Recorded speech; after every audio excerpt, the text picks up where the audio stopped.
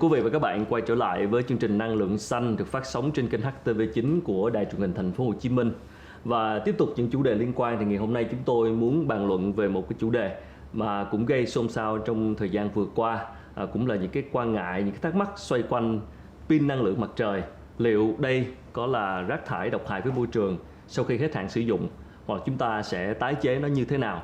Và tham gia chương trình ngày hôm nay để tham gia bình luận về chủ đề này, xin trân trọng được giới thiệu với các vị khách mời.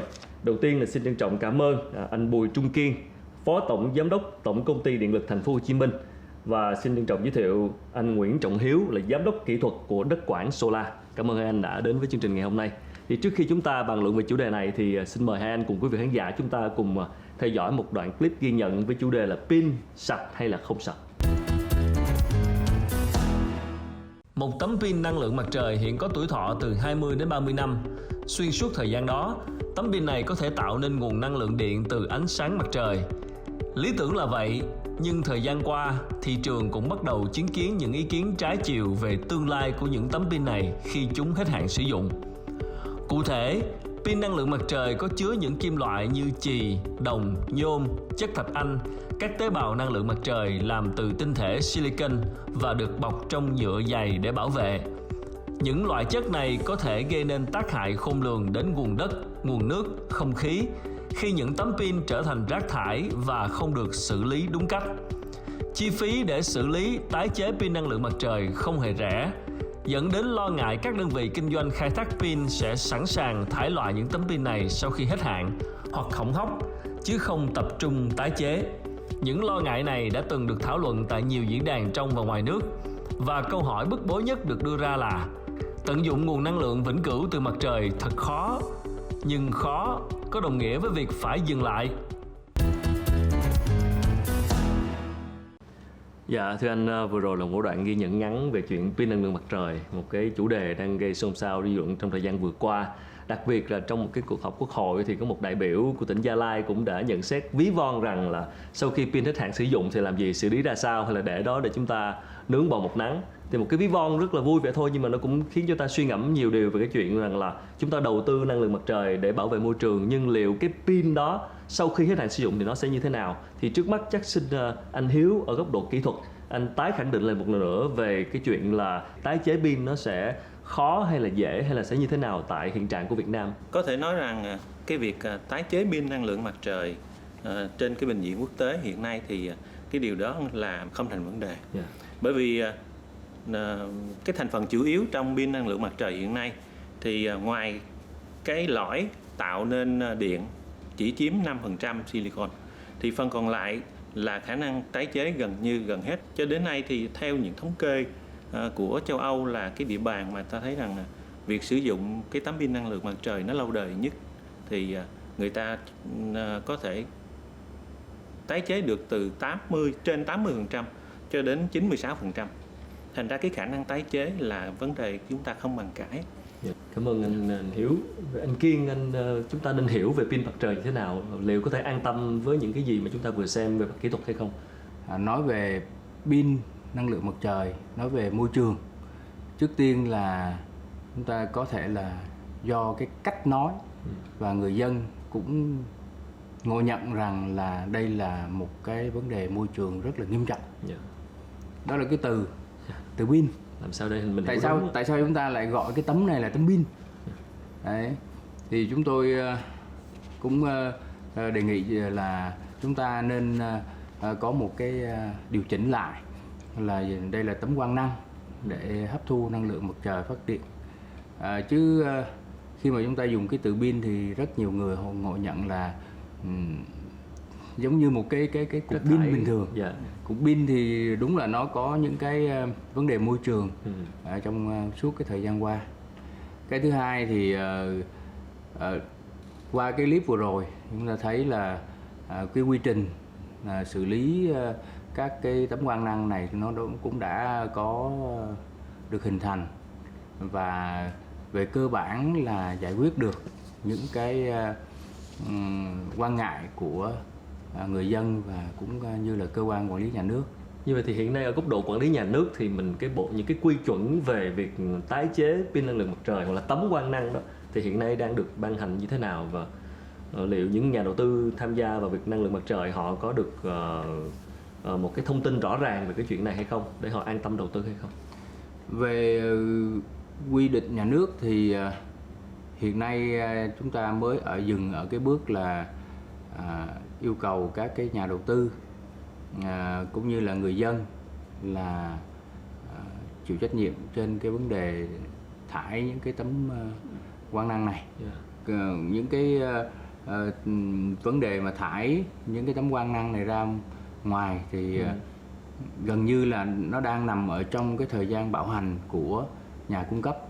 Do đó là người dân và doanh nghiệp mà sử dụng những cái hệ thống năng lượng mặt trời này thì cũng chưa có thải ra môi trường.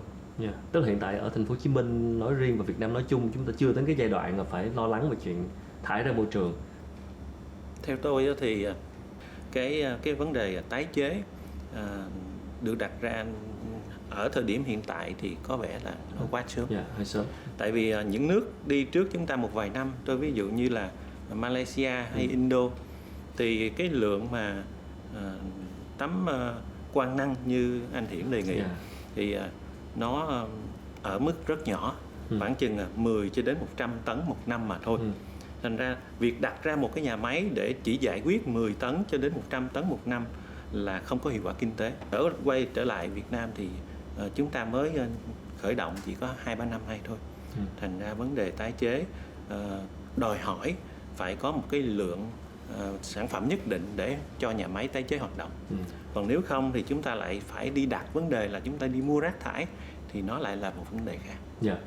Đúng là mình vẫn còn đang trong cái giai đoạn mà chưa phát triển đến cái mức mà chúng ta phải tính về cái chuyện tái chế, nhưng bây giờ là như thế thôi. Nhưng nếu sau này cái sự quan tâm và cái sự tham gia đầu tư vào năng lượng mặt trời nó tăng lên, mình có dự báo hoặc là có những cái chuẩn bị gì trước về cái chuyện tái chế hay không, thưa anh Kiên? Quan điểm của anh Hiếu thì mình thấy là thực ra chưa thuyết phục. Thì đến nay trên địa bàn Việt Nam chúng ta thì có khoảng 50 triệu tấm pin. Đấy thì với 50 triệu tấm quang năng này thì chắc chắn là trong cái thời gian khoảng vài năm trở lại sắp tới á, thì sẽ chưa có phát sinh chất thải ra môi trường, vì các cái nhà sản xuất họ sẽ bảo hành giống như mình cũng đã trao đổi. Nhưng mà sắp tới thì chắc chắn là cái việc này nó sẽ phát sinh. Mặc dù còn sớm, chúng ta cũng có những cái sự tính toán để chuẩn bị trước khi mà cái sự phát triển này nó sẽ tạo ra một cái lượng tấm quang năng mà có thể sẽ phải cần đến tái chế. Đây là vấn đề mà không chỉ Việt Nam mà tất nhiên đây là vấn đề chung của các quốc gia trên thế giới khi mà liên quan đến năng lượng tái tạo. Thì xin mời Han và khán giả chúng ta cùng xem một ghi nhận về chuyện là các quốc gia đang làm gì với chuyện tái chế pin năng lượng mặt trời hoặc là tấm quang năng mặt trời. Xin mời. Tại Mỹ, các panel năng lượng mặt trời không sử dụng nữa do hết hạn hỏng hóc, không được xem là chất thải nguy hại mà là tài nguyên để làm vật liệu đầu vào cho sản xuất pin mặt trời mới hoặc cho các mục đích khác. Tại châu Âu, EU đã có quy định tỷ lệ tái chế, tái sử dụng pin mặt trời tại EU là 80-85% tấm pin hết hạn hoặc hỏng hóc. Ngoài những ý kiến cho rằng pin năng lượng mặt trời hết hạn hoặc hư hỏng là rác thải nguy hại, thì tại một số quốc gia như Nhật Bản, pin năng lượng mặt trời được xử lý như rác thải bình thường, không phải nguy hại.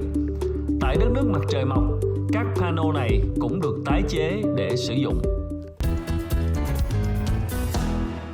Vâng, không thấy quốc gia nào nướng bò một nắng bằng pin không ai sử dụng. Ở góc độ công nghệ thì xin hỏi anh Hiếu là có những cái công nghệ nào đang phát triển về pin năng lượng mặt trời, tấm quang năng để mà kéo dài tuổi thọ hay không? Mà chắc chắn người ta sẽ còn tiếp tục phát triển để cái tuổi thọ càng kéo dài hơn, để chúng ta đỡ phải lo ngại về cái chuyện tái chế hoặc là bảo quản cái nguồn tài nguyên này. Trước khi nói về cái vấn đề mà tái chế, chắc cho tôi minh thị một chút xíu về cái từ tuổi thọ. Để chúng ta hiểu đúng về cái tuổi thọ. Hiện nay thì các nhà sản xuất tấm quang năng đều đưa ra một cái lộ trình mà hiệu quả sử dụng nó đến 25 năm. 25 năm. Trong năm đầu tiên đó thì người ta cam kết rằng nó giảm hiệu suất không quá 2.5%.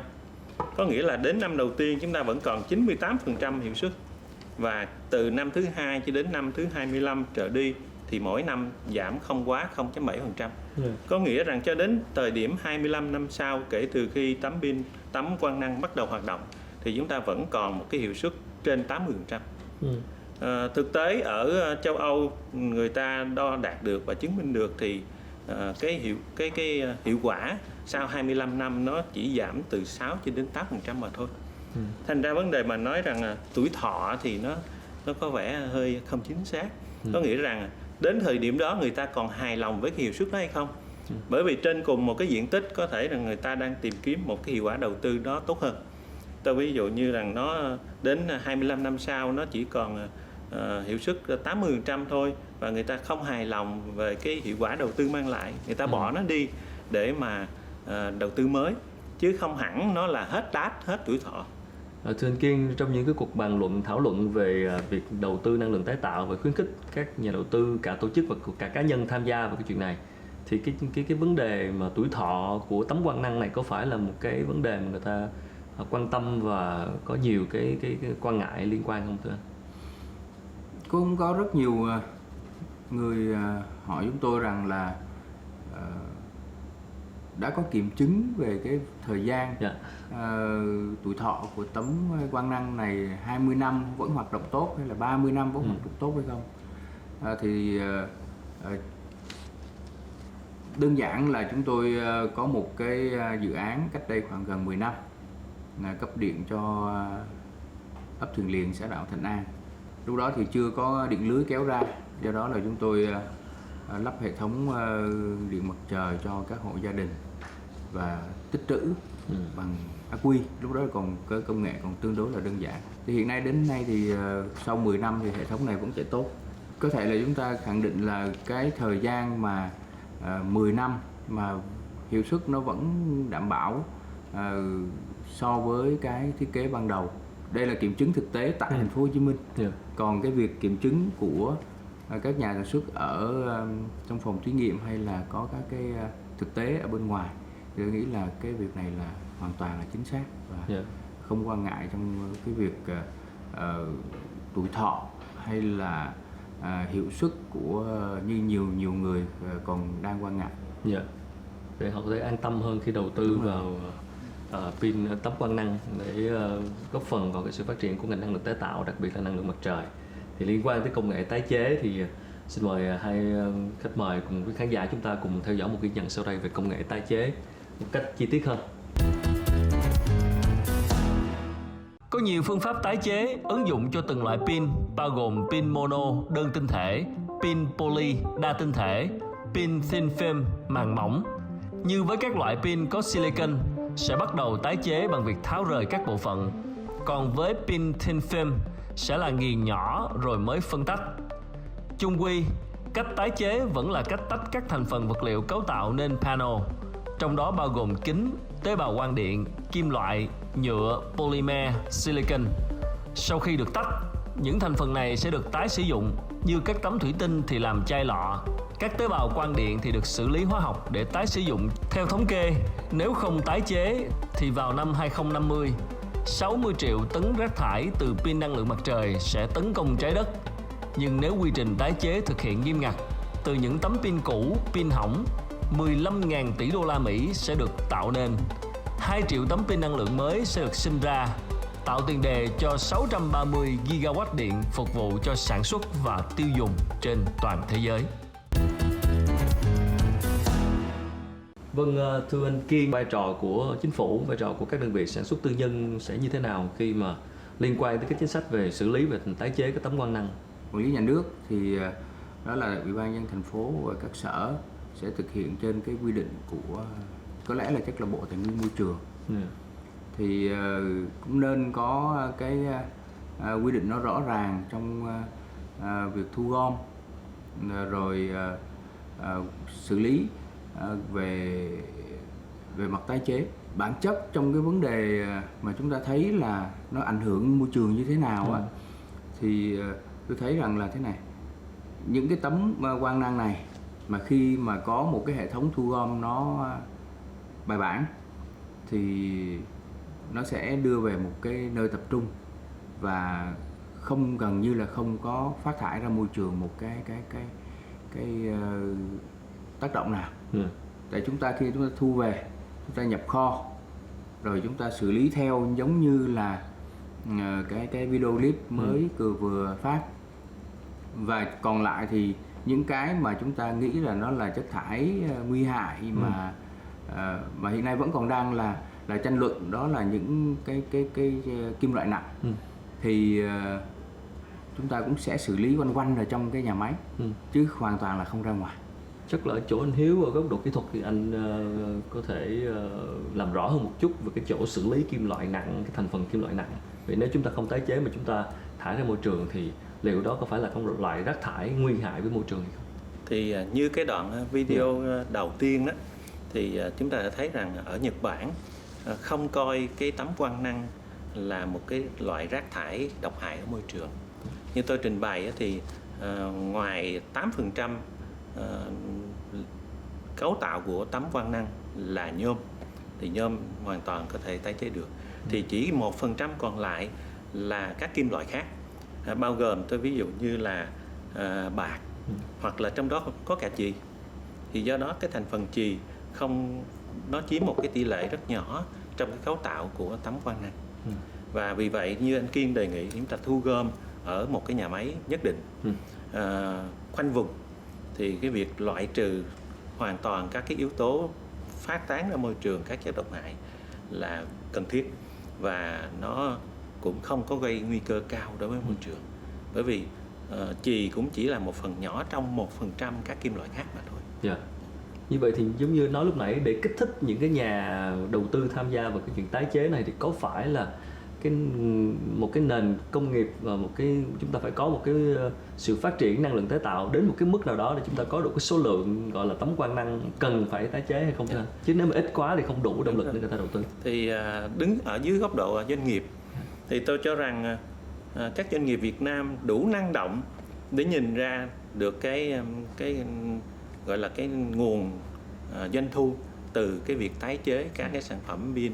Cái đoạn video clip vừa rồi cho chúng ta thấy một cái nhìn rất là khả quan về cái ngành tái chế. Góc nhìn riêng của tôi thì cái việc tái chế nó không chỉ mang lại cái việc lợi ích là bảo vệ môi trường, nó còn tạo công ăn việc làm, nó còn tạo doanh thu cho doanh nghiệp, phát triển nền kinh tế, và cái cuối cùng nữa là nó tạo nên những cái công trình năng lượng mặt trời mới.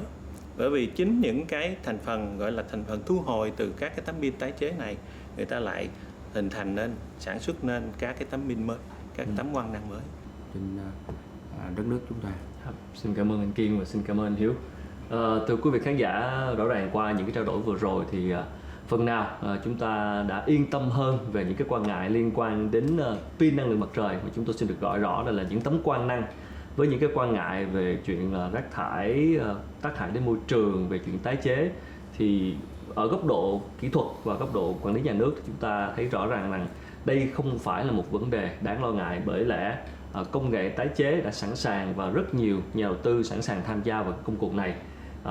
Điều chờ đợi chính là một cái ngành sản xuất công nghiệp năng lượng tái tạo chúng ta phát triển hơn, với sự tham gia của nhiều nhà đầu tư tổ chức và cả những nhà đầu tư cá nhân. Thì hy vọng chúng tôi sẽ còn quay trở lại tiếp tục với nhiều chủ đề khác liên quan đến năng lượng xanh nói chung và năng lượng mặt trời nói riêng trong những số kỳ sau. Rất cảm ơn quý vị và các bạn đã quan tâm theo dõi chương trình. Một lần nữa xin cảm ơn anh Kiên và cảm ơn anh Hiếu.